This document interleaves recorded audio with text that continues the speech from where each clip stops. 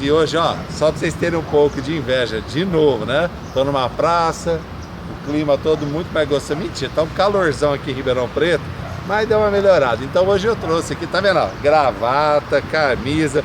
Pergunta se é atleta ou se é advogado. É agora que nós vamos entender. Eu tenho a grande honra de estar entrevistando hoje aqui o Luiz.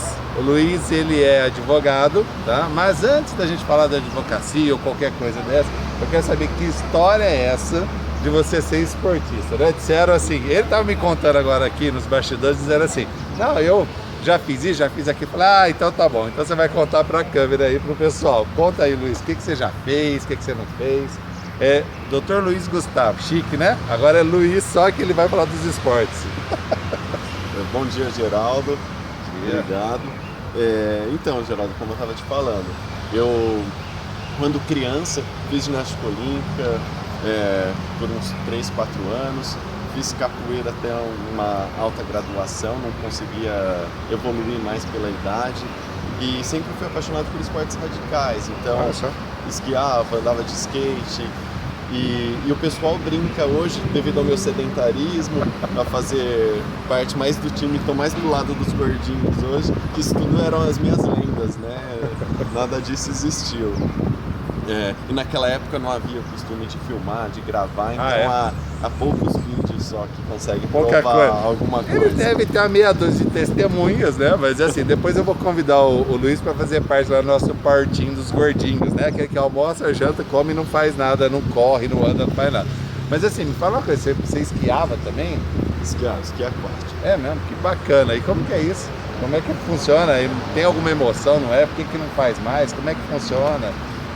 Antigamente fazia as reuniões de família, íamos para os ranchos e lá aproveitava, passava o final de semana, férias.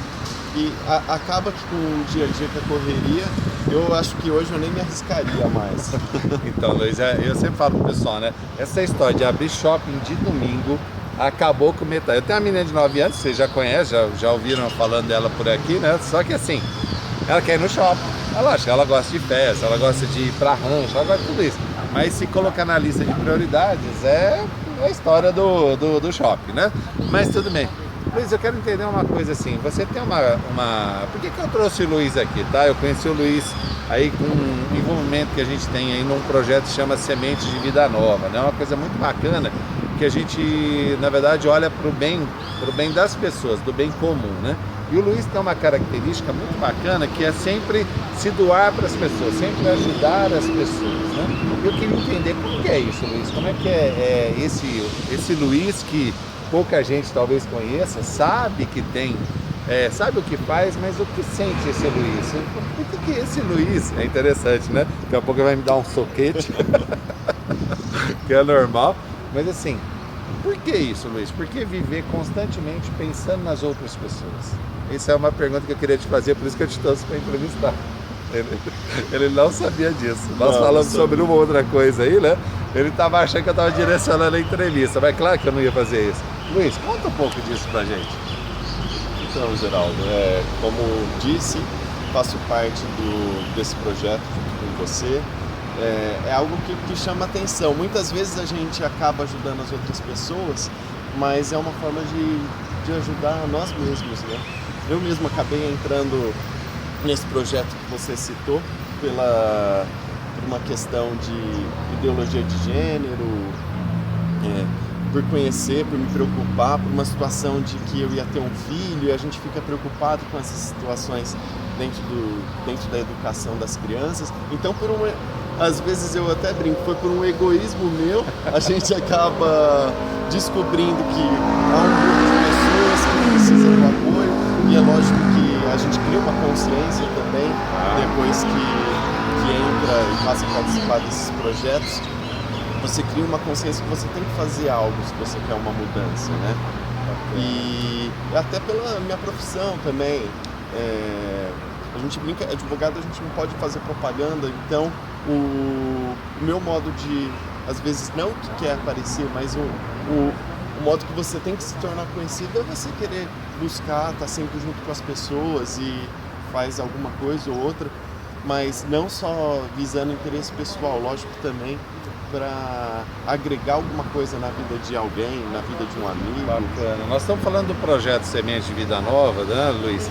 Mas você tem um histórico aí, não é de hoje, né? Porque a gente fala assim, que as pessoas estão se juntando em projetos visando o bem comum, mas essas pessoas já têm um histórico, né? Não é apareceu um projeto na vida, não foi assim. Eu encaro muitas vezes o projeto, Luiz, como um imã, que está atraindo pessoas que tinham concepções, né? Que participavam de grupos de oração, que participavam até de outros movimentos também, né? E na verdade virou um grande imã e atraiu essas pessoas. Mas o que você fazia antes, né? Você fazia, porque a gente sabe do seu histórico aí, que você tem um histórico de estar próximo às pessoas, de ajudar, independente da profissão, né? Ele só não ensina a fazer, andar de esqui, né? Porque... Isso já ficou no passado. Meia boca, sabe? Então não muito assim. Mas conta um pouco desse seu lado aí também, desse lado, eu não digo benemérito, né? Mas esse lado de realmente fazer as pessoas andarem. O Luiz faz parte aí de movimentos de lideranças, né? Então, eu queria entender um pouco disso, né? Da sua história aí nos últimos anos. Ele não é tão velho assim, passou dos 60, mas tá tranquilo. Que isso. Sou muito novo ainda. Então, Geraldo, num aspecto familiar, eu sempre sou uma pessoa mais ligada à família. Sempre fui muito ligado à família, gosto de estar junto com os amigos próximos. A gente valoriza isso. Então, e família é algo que você acaba uma ajuda mútua, de ficar junto, de querer permanecer em reuniões, e com os amigos também não são diferentes. Não sei dizer se sou uma pessoa ligada a projetos, não sou uma pessoa ligada a projetos sociais, nada. É algo que vem pela nossa espiritualidade, faço parte, como você disse, do movimento da renovação carismática. Isso acaba mudando um pouco a nossa forma de agir, a nossa forma de ser.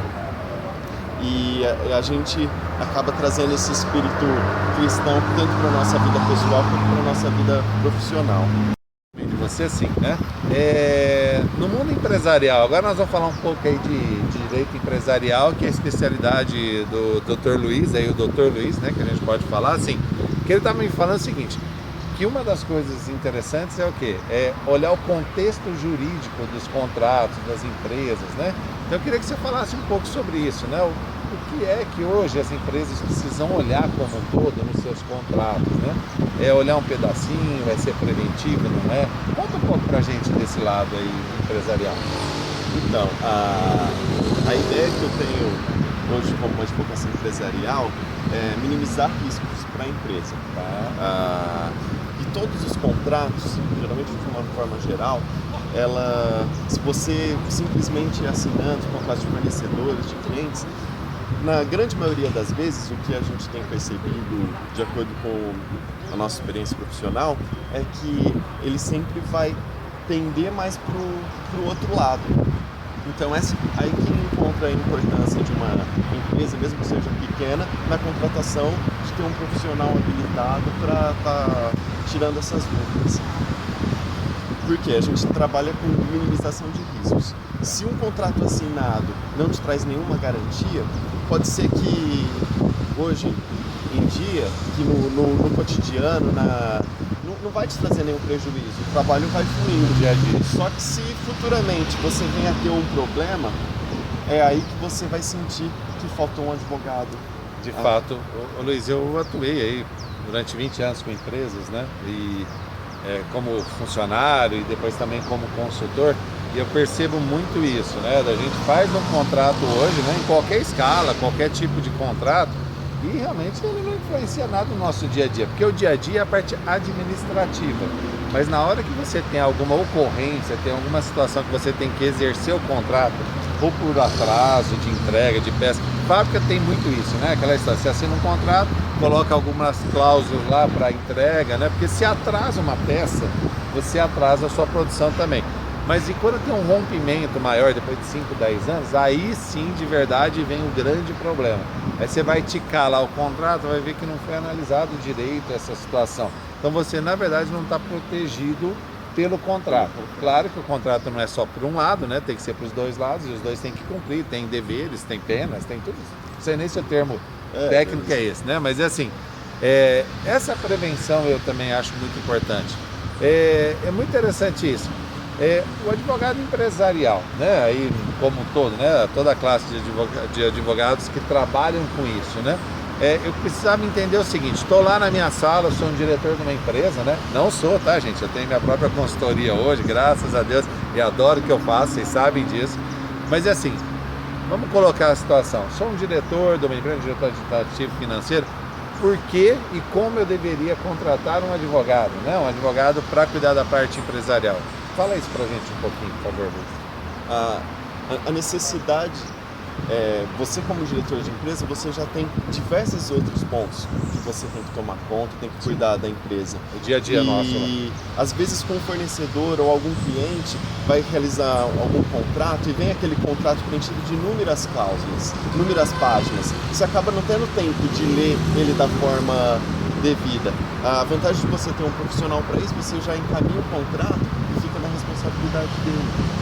Vai analisar seus direitos, as suas obrigações, vai checar com você a possibilidade de cumprir aquelas determinadas obrigações, porque quando a gente vai fazer um contrato, quando você vai fazer um contrato, você tem que ver se você tem capacidade de cumprir tudo que está lá escrito. Não adianta ficar na conversa, mas comercialmente funciona assim. Eu já tive vários clientes em que eles estavam assinando contratos com fornecedores. Eu elenquei diversos pontos para o cliente, falei, isso daqui, você, pelo que nós já conversamos, você não admitiria. A gente fez a reunião com os fornecedores, o fornecedor, não, mas isso comercialmente, ninguém pontua isso. Ninguém pontua isso agora, mas e daqui 5 anos? E se tiver um problema? Você pode exigir dele isso, e ele não vai conseguir cumprir. Então, assim, são vários pontos. Isso também na esfera trabalhista também é importante. Você ter todo o seu corpo de funcionários devidamente registrado, analisar qual que é a forma de contratação, se está correto, porque tudo que você pode minimizar de riscos é menos prejuízo. Às vezes um investimento, pagar um profissional habilitado para estar trabalhando para você mensalmente, você pode pensar isso como um custo muito alto. Mas no final das contas, se você deixar uma bomba estourar lá na frente, às vezes o valor dos honorários é muito maior. A advocacia preventiva hoje, essa assessoria, ela é muito mais válida do que uma assessoria contenciosa. A gente sabe que hoje o judiciário não anda, está tudo travado. A gente tem uma estabilidade política, uma estabilidade jurídica também do nosso Supremo Tribunal. Então não é bom você deixar na mão de juiz para decidir o que para demanda, talvez na sua empresa. Deixando muito claro assim, nós não estamos falando aqui de maus servidores, de mau juiz, não, mas é o sistema. É o sistema, a demanda do... É a demanda. Quando eu vejo assim pelo lado empresarial, né? No lado empresarial, Luiz, o que acontece? Nós estamos lá no dia a dia para cuidar dos nossos negócios. Então, se eu sou fábrica, né? Se eu tenho uma fábrica, se eu trabalho numa fábrica, é para entregar tudo. Se é área de serviço, eu tenho que entregar treinamento, eu tenho que entregar uma telefonia boa, nós não estamos prontos e aptos para cuidar de demandas, né? Então, tem muito isso. Aí um recado para você aí que acha que é um pseudo-advogado, porque tem muito isso, né? O cara nunca estudou na vida a área jurídica, mas porque ele tem alguma experiência, tem nego aí com 5, 10, 15 anos de experiência administrativa e acha que já viu tudo na vida. E não é, porque a parte jurídica sempre tem as famosas novidades, né? Tem as novidades e tem aqueles casos antigos que tem que ser analisado, tem que ser acompanhado. Então eu vejo muito isso também. Então cada um na sua. Nós precisamos sim, né? Por exemplo, você vai operar do coração, é você que vai se operar, vai rasgar lá o coração, né? O peito para operar, não vai. Então assim, consulte um advogado. Não tem a mínima dúvida aí que tem que ser consultado.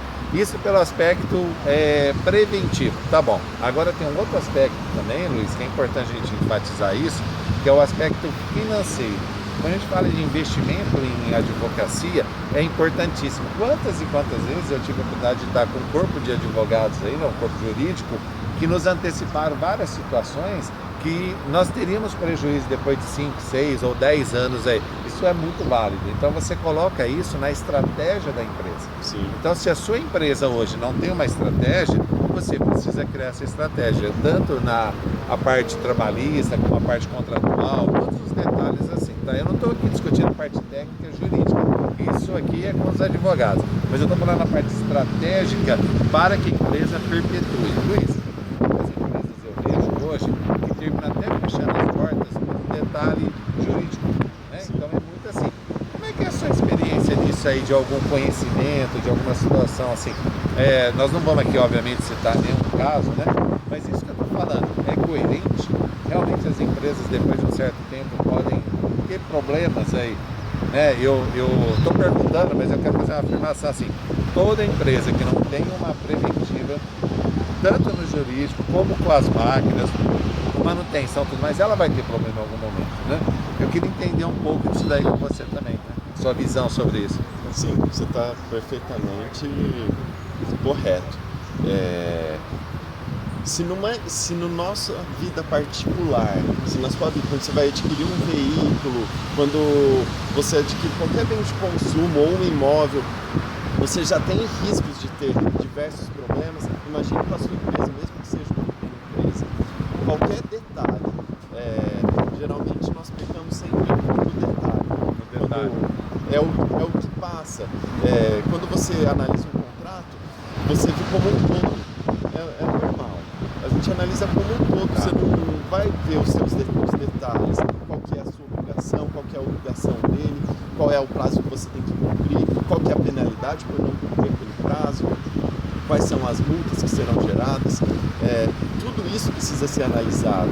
Você quando vai fornecer algum produto, você tem que saber o que a pessoa está esperando, qual que é o prazo, a quantidade, a periodicidade, se você vai ter que manter aquilo em estoque ou não. Tudo isso faz parte de um contrato. E quanto mais fechado estiver o contrato, mais seguro você está. Eu já converso às vezes no escritório, a gente tem alguns clientes, pessoas físicas também, que são proprietários de pequenas empresas.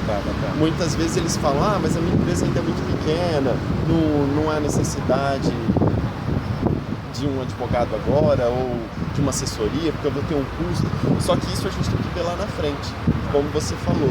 Às vezes ele está fechando um contrato aqui, e pelo que eu vejo, pela experiência que eu já tive, o contrato fica só mera formalização de gaveta, né? Entendi. Fica ali preso na gaveta, você não sabe nem o que está escrito, às vezes a outra parte também nem sabe o que está escrito. Olha só. E você vai, quando você tiver um problema com ele, você vai procurar um advogado.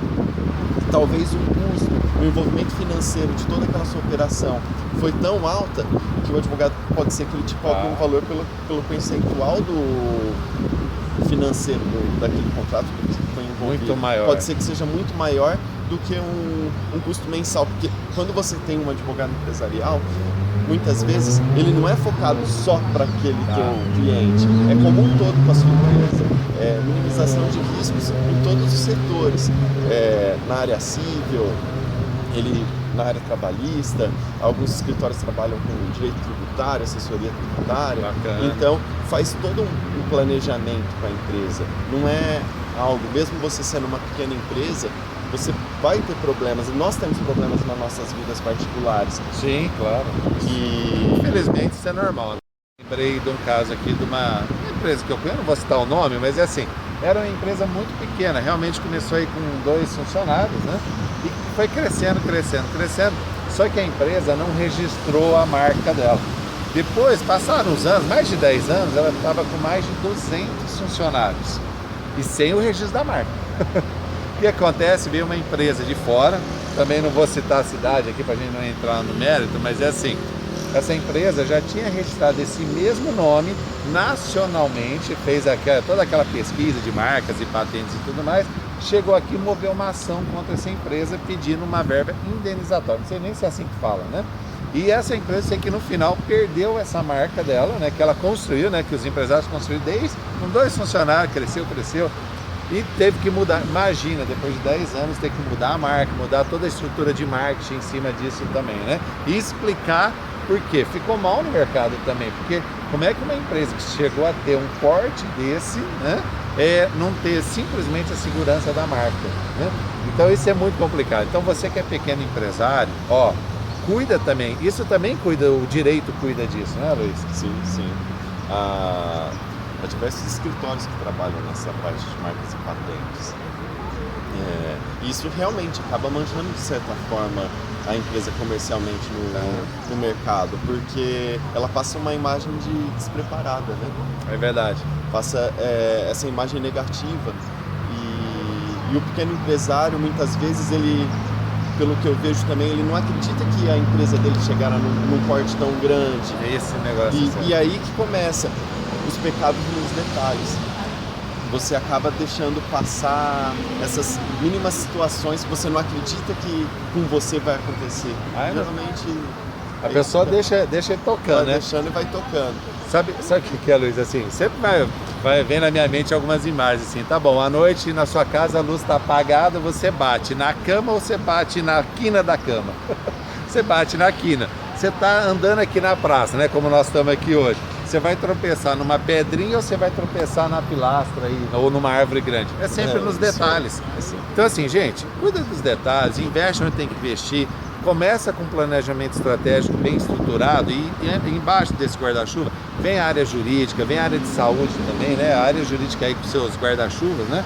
Para trabalhista, direito empresarial como um todo, organizar o tributário, tudo isso vale muito a pena. Mas bacana. Luiz, muito bacana isso, esclarecedor para as pessoas, né? Mas eu quero também agora, Luiz, entender um pouco assim, né? Você acabou de ter filho ou filha, Luiz? Filho, como Rafael. É que chama? O Rafael, né? Então assim, o que mudou a sua vida, Luiz, né? O doutor Luiz, que foi esportista lá no passado, ele vai voltar, porque que acontece? É que nem lá em casa, agora ontem eu fui no parque com a minha menina, né? Até postei umas fotos aí, né? Vocês sabem que eu posto a foto, vocês acham que eu tô fazendo caminhada, né? Mas tudo bem, aí eu tava lá com ela e ela querendo correr, papai, vamos correr comigo, tudo mais. Bom, vou ter que voltar a fazer caminhada, já tô, viu? Já 3 dias consecutivos, o negócio tá indo bem. Ô Luiz, mas o que mudou a sua vida aí? Primeiro teve o casamento, obviamente, né? E logo em seguida aí, passou um tempo, veio a criança também, né? Veio o Rafael. O que é que mudou a vida pessoal e a vida profissional do Luiz? Essa pergunta é legal, Nossa, só? e muda muito, e muda em todos os aspectos, né, Geraldo? Primeiro, eu e minha esposa, quase 5 anos já de casado. Que bacana. Tivemos o nosso filho, o primeiro filho, o Rafael, e ele completará agora em outubro 8 meses. E são 8 meses que a vida muda de cabeça para baixo, mas que bacana. É legal, é desafiador profissionalmente, né? Que você não passa a trabalhar mais para você. A sua vida não é só mais para você e para sua esposa.